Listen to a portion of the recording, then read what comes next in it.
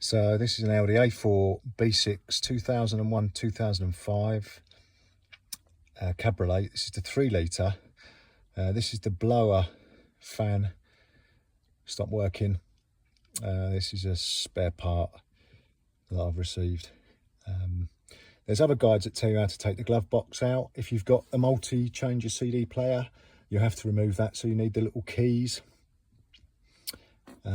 There's other videos that show you how to do that, but the thing I wanted to show you is a few little tips on how to get this out, because it was absolutely deadly. I took off a bit of trim here. You have to take this carpet out of the way, and then a very difficult part here, this insulation, you have to push this right up out of the way, laying on your side in the car, in order to get a 6mm nut, one of these 3 that are connected over the on the back of the motor here. You have one here, one there, and one there. They screw up into these points. There's 3 of them, but that one at the back is really difficult, and the tools you need to do that, I concocted something. You need something almost flexible like this. Like, you can bend it round and you can get it onto the end of the screw. These are the little screws. Tiny little, 3 tiny little things like that. Absolute nightmare. 2 of them come off easy, this one and the next one round. But the one over the back, like I say, you have to bend all this out of it.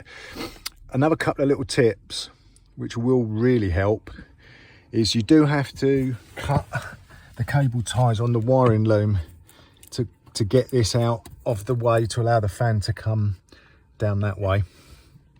You cut it here, disconnect it here, cut it in a couple of places.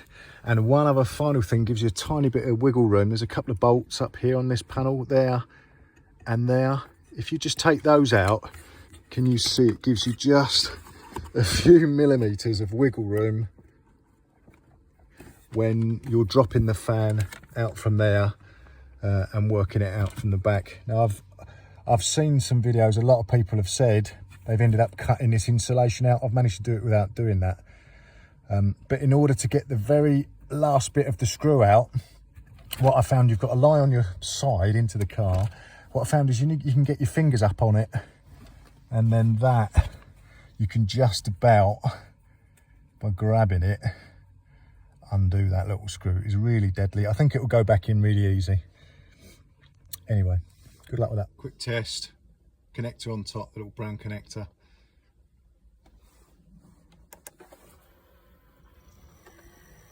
And it's working. Final tip, when you're putting this fan back in, or in fact even when you're taking it out, when you're putting it back in, don't connect the connector on the side. And you see that big lump there, that goes around the back eventually. You need to put the fan up in the hole first, and then twist it round, and then it will sit on the lugs and slot that in. Slots in nicely. And then the connector goes into the side. That will save you a lot of hassle. So you put it up and you rotate it that way, and then slot it up into these lugs.